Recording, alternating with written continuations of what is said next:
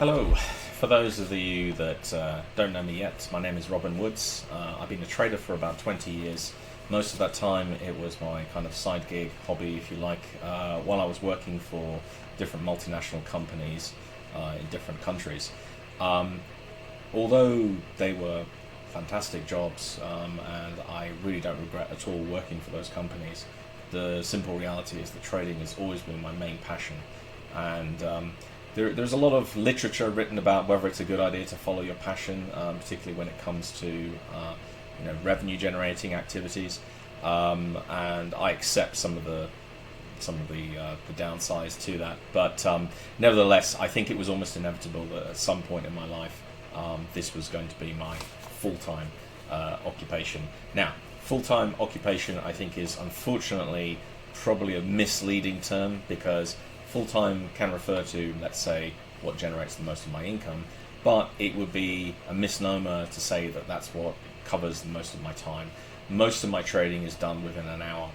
Um, so clearly, 1 hour a day, Monday to Friday, is not really a full-time occupation by many people's determination. So, what did I want to talk to you about today? I really wanted to talk to you a little bit about expectations. Something that people come to me, particularly when they are brand new to trading, or even if they have been trading for some time. The mismatch commonly between their expectations that they will be doing, how successful they will be in the markets, and the reality. Now, of course, there are always outliers. There are some people that are just naturally gifted at certain topics, and trading is just one of them. People who will just vault past people who've been doing this for years. I think there's a couple of things that they have in common. The first one is that they inevitably almost always have a mentor. Somebody who's basically, just like in any profession, somebody who can, over their shoulder, identify, what is the fastest way to learn this, learn from their mistakes, basically. So I think if you can get a mentor, doesn't have to be me, of course, but if you can get a mentor, and do your homework, do so, because quite honestly, I spent so much time trying to deal with things on my own. I was that way inclined. I thought that it was all a rip-off out there, and you have to learn these things by yourself. I'm not saying you can't do it, but I personally believe now, if I was to have my time again, that is something I would do differently, because it did add a lot of time to the process. That's one thing. The second thing is in terms of being profitable. How quickly are you going to be profitable?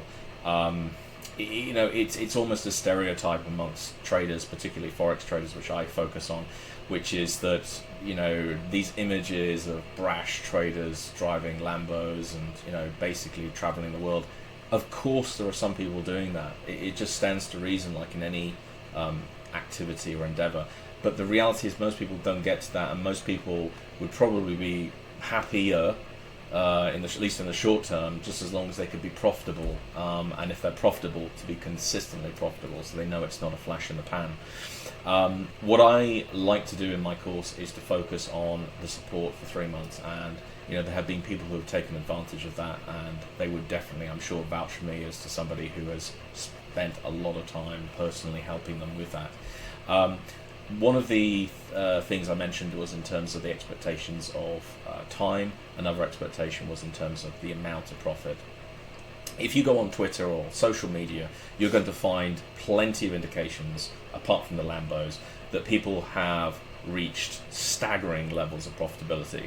And again, of course there are going to be some outliers, but I ask you to consider what is most likely. If you look at professional prop firms, some of these big hedge funds, they will not be making anywhere near those kinds of sums, because in order to do so, the capital which they're risking would have to be considerably more dangerous as a strategy, risky as a strategy to do so. So you will often find that between sort of 1-2% a month is not that uncommon. But again, it's this consistency. A lot of people have spoken to me about, well, you're saying you're making between 1 and 2% a month. How is that going to help me? I've only got $100, and I mentioned this on another video. But getting the strategy is the first thing. Don't focus, and I know it's hard, but don't focus first of all in terms of how much money you make. because it's an unfair comparison, especially when somebody's trading with much bigger sums of money, and clearly when they've been trading with a lot more experience, and inevitably they perhaps become profitable. So that's the second thing. Third thing I would like to talk about is in terms of people and how they get good at trading. And one thing I've consistently seen in terms of people who don't do well is that they do not have the patience to let a strategy work. This month, April and March, have been very trying for my method, because although it's been profitable, it's been like getting blood out of a stone, because possibly, I don't care. I did study economics at university, but possibly because of the US elections in November, we're seeing rallies in the markets, but we're not seeing this type of movement within a range which is conducive to my principal strategy. We're seeing more of this sort of movement, or this sort of movement. So, that aside, we have to always be able to identify what is the problem. Is it because of a temporary period in the market where the strategy is not performing as well? Is it a more fundamental change, which can happen, don't get me wrong, but more importantly, are you yourself executing correctly the same every single time? I've seen this written on Twitter and elsewhere so many times, but I think it's worth mentioning, which is that people will look at these results that others are getting. They'll sign up to their course, and they're just gutted when they can't replicate those results. Well, first of all, I can tell you people can replicate my results, because it's a mechanical process. That's the first thing. The second thing is that people move around because there is an element of randomness to the order of trades. I may have a strategy that wins 80% of the time, so I can expect, all things being equal, to win 8 times in a row and then lose 2 times. I do not have any indication as to what the order is going to be, though. And if I have 3 losses in a row, what's the probability? Well, I can tell you what the probability is. The probability is that most people will have given up, and they will have moved on to the next sexy thing, basically. And this, I think, is probably something that I struggled with a lot as a trader before. And I realized that actually, embarrassingly, it wasn't really the method, it was me that was the problem, that I wasn't consistently executing the same way.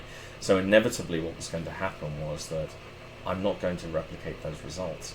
But you can see how this is a cycle. You get excited about something, you learn it, you execute, you're doing well, then you have a few negative periods, a bit more, forget it, I'm done.